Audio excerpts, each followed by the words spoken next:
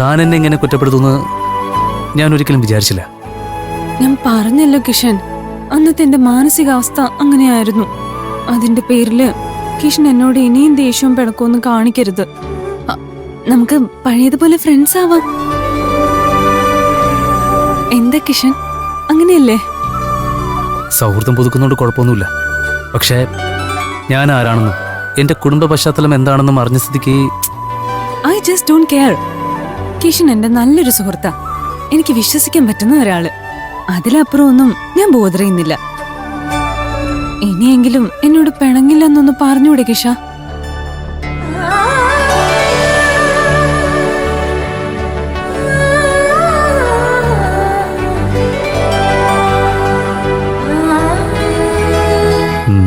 എന്നാകിലെ പൊയ്ക്കോ.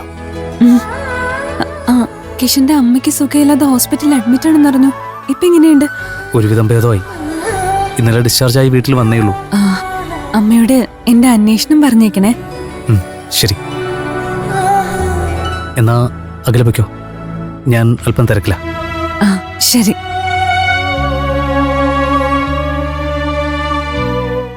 എന്റെ നമ്പർ പഴയത് തന്നെയാട്ടോ, വിളിക്കാൻ മറക്കല്ലേ.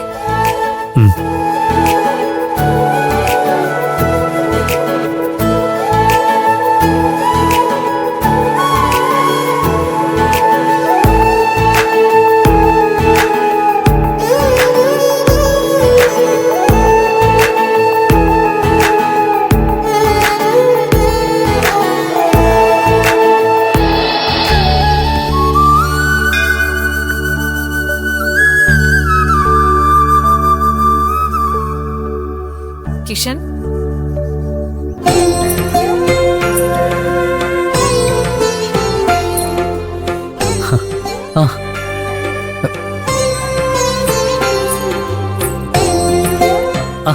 വിദ്യാമ്മ, തൊഴുത് നിന്നപ്പോ ഞാൻ വിദ്യാമ്മയുടെ കാര്യം ആലോചിച്ചേ ഉള്ളൂ. എന്തു പറ്റി? വിദ്യാമ്മയൊന്ന് കാണണമെന്നുണ്ടായിരുന്നു. വിദ്യാമ്മ ക്ഷേത്രത്തിലുണ്ടാവുമെന്ന് വിചാരിച്ചാ വന്നേ. പക്ഷെ കാണാതായപ്പോ ഒരു സങ്കടം തോന്നി. എന്തായാലും വിദ്യാമ്മയെ കാണാൻ പറ്റിയല്ലോ. എന്താ കിഷൻ, എന്തിനാ കാര്യമായി എന്നെ അന്വേഷിച്ചത്? ജീവിതത്തിൽ ചില നല്ല കാര്യങ്ങൾ സംഭവിക്കുമ്പോൾ അത് നമ്മുടെ ഉയർച്ച ആഗ്രഹിക്കുന്നവരോട് കൂടി പറയണമെന്ന് തോന്നി. എന്റെ ജീവിതത്തിൽ സംഭവിച്ച എല്ലാ നല്ല കാര്യങ്ങൾക്കും വിദ്യാമ്മയാണ് കാരണക്കാരി. അങ്ങനെയൊന്നും കരുതണ്ട കിഷൻ. നിന്റെ മനസ്സ് ദേവിയിൽ അർപ്പിച്ച് പ്രാർത്ഥിച്ചു. അതിന്റെ ഫലങ്ങളാ ഇതൊക്കെ. അമ്മയുടെ കാര്യം ദേവൂട്ടി പറഞ്ഞു ഞാൻ അറിഞ്ഞിരുന്നു. അമ്മയ്ക്കിപ്പോ എങ്ങനെയുണ്ട്? അമ്മയ്ക്കിപ്പോ നല്ല ഭേദമുണ്ട് വിദ്യാമ്മേ. ഇന്നലെ ഡിസ്ചാർജ് ചെയ്ത് വീട്ടിലെത്തി. ഇപ്പോ പറയത്തക്ക കുഴപ്പങ്ങളൊന്നുമില്ല. നന്നായി. അതുപോലെ തന്നെ അച്ഛന്റെ സ്വഭാവത്തിലും നല്ല മാറ്റങ്ങൾ കണ്ടു തുടങ്ങിയിട്ടുണ്ട് വിദ്യാമ്മേ. മോഷണവും അക്രമവും ഒക്കെ അവസാനിച്ചപ്പോ ആള് തികഞ്ഞൊരു ദേവി ഭക്തനായി മാറിയിട്ടുണ്ട്. അതുപോലെ തന്നെ അഖിലയുടെ കാര്യവും. ആഹാ, അഖിലയായിട്ട് വീണ്ടും സൗഹൃദത്തിലായോ? അതെ വിദ്യാമ്മേ, അവൾക്ക് എന്നോടുള്ള പിണക്കവും സംശയവും ഒക്കെ മാറി. എന്നെ കണ്ടപ്പോ ഇങ്ങോട്ടൊന്ന് സംസാരിച്ചു, നടന്നതിനൊക്കെ ക്ഷമ പറയുകയും ചെയ്തു. അപ്പോ എല്ലാം നല്ല കാര്യങ്ങളാണല്ലോ സംഭവിക്കുന്നത്.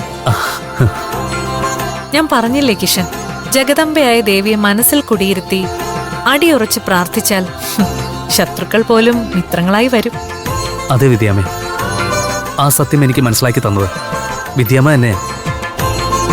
ഇനിയിപ്പോ കുടുംബത്തിന് കിട്ടിയ ദുഷ്പേരൊന്ന് മാറ്റി സ്വന്തമായ എന്തെങ്കിലും ജോലിയോ ബിസിനസ്സൊക്കെ ചെയ്ത് ജീവിതം ഒന്ന് പച്ചപിടിപ്പിക്കണം.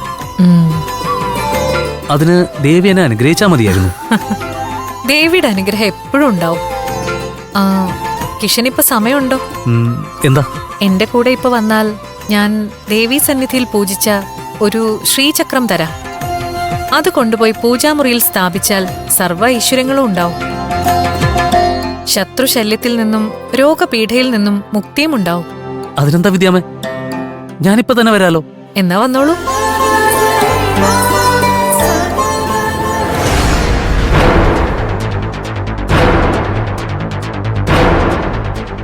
നാഗപ്പൻ ചേട്ടന്റെ മോൻ നമ്മുടെ കൈവിട്ടു പോകുന്ന എല്ലാ ലക്ഷണവും കാണുന്നുണ്ട്. അവൻ ആ വിദ്യാമ്മയുടെ ഭക്തനാണെന്നുള്ള കാര്യം നമുക്ക് കോരെ അറിയിച്ചാലും. വേണം. അപ്പൊ വെറുതെ അല്ല നാഗപ്പൻ ചേട്ടൻ നമ്മുടെ പിടിയിൽ നിന്നും വഴുതിയത്.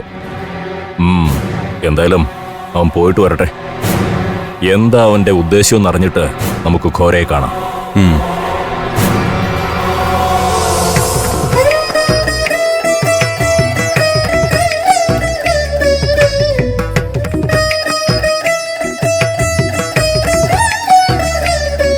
ദാ ഇത് പുണ്യാഹം തളിച്ച് പൂജാമുറിയിൽ ശുദ്ധിയോടെ സൂക്ഷിക്കുക. അങ്ങനെ ചെയ്യാം വിദ്യാമ്മേ. നീ അറിയാതെ നിനക്ക് നഷ്ടപ്പെട്ടു പോയ അമൂല്യമായൊരു സ്വത്തുണ്ട്. ആ സ്വത്ത് തിരിച്ചു കിട്ടുന്നതിന് ഈ ശ്രീചക്രം നിനക്ക് സഹായകമാകും. ഞാനറിയാതെ എന്നിൽ നിന്ന് നഷ്ടപ്പെട്ട അമൂല്യ സ്വത്തോ? അതെന്താ വിദ്യാമ്മേ? അതൊക്കെ സമയമാവുമ്പോ നിനക്ക് സ്വയം മനസ്സിലായിക്കോളൂ. അതെന്താണെന്ന് ഇപ്പോഴേ അറിഞ്ഞാൽ അതിലെ കൗതുകം നശിച്ചു പോവില്ലേ? എങ്കിൽ വിദ്യാമ്മ പറയേണ്ടത് എപ്പോഴെങ്കിലും എന്നിൽ വന്നത് ചേരുമല്ലോ, അന്നേരം ഞാൻ മനസ്സിലാക്കിക്കോളാം. അത് നിന്നിലേക്ക് തിരിച്ചെത്തുന്ന കാലം അധികം വിദൂരല്ല കിഷൻ. ദേവി അടിയുറച്ച് വിശ്വസിക്കുക, പ്രാർത്ഥിക്കുക. മറ്റുള്ളവർക്ക് സങ്കടമാകുന്ന ഒന്നും പ്രവൃത്തി കൊണ്ടോ ചിന്ത കൊണ്ടോ ചെയ്യാതിരിക്കുക. സൽക്കർമ്മങ്ങൾ ചെയ്ത് ലോകത്തിന് മാതൃകയാവുക. അങ്ങനെ ഒരു നല്ല മനസ്സിന് ഉടമയായി ജീവിക്കുമ്പോ നിന്നിൽ ഈശ്വര ചൈതന്യം വഴിവിളക്കായി തെളിയും. ആ വഴിയിൽ നിനക്ക് നഷ്ടപ്പെട്ടതും ആഗ്രഹിക്കുന്നതും എല്ലാം സ്വന്തമാക്കാൻ കഴിയട്ടെ.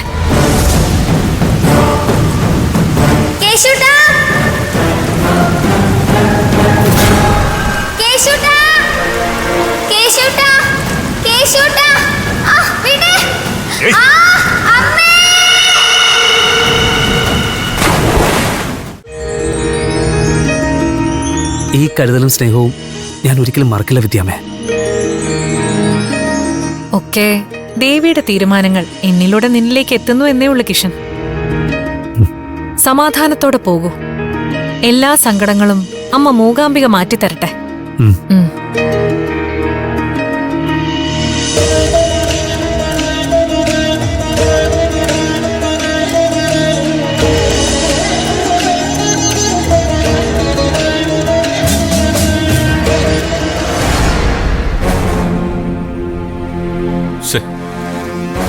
അവനെ ഇതുവരെ കണ്ടില്ലല്ലോ വിക്രം ചേട്ടാ.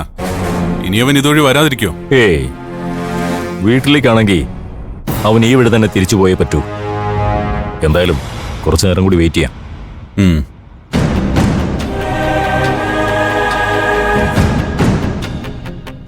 ദാവൻ വരുന്നുണ്ട്.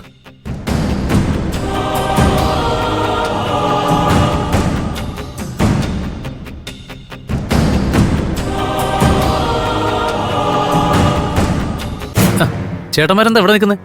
ഞങ്ങൾ നിന്നെയും കാത്തു നിന്നതാ. എന്നെ കാത്തോ? എന്താ കാര്യം? നാഗപ്പൻ ചേട്ടൻ ഇവിടെ? അച്ഛൻ അമ്മയുടെ അടുത്തുണ്ട്. അല്ല, ഞങ്ങൾ വിളിച്ചിട്ട് ഫോൺ എടുക്കുന്നില്ല. ഇനിയേ നിങ്ങൾ അച്ഛനെ വിളിച്ച് വെറുതെ ബുദ്ധിമുട്ടണ്ട. അച്ഛൻ നിങ്ങളുമായിട്ടുള്ള കൂട്ടുകെട്ടൊക്കെ വിടാനുള്ള തീരുമാനത്തിലാണ്.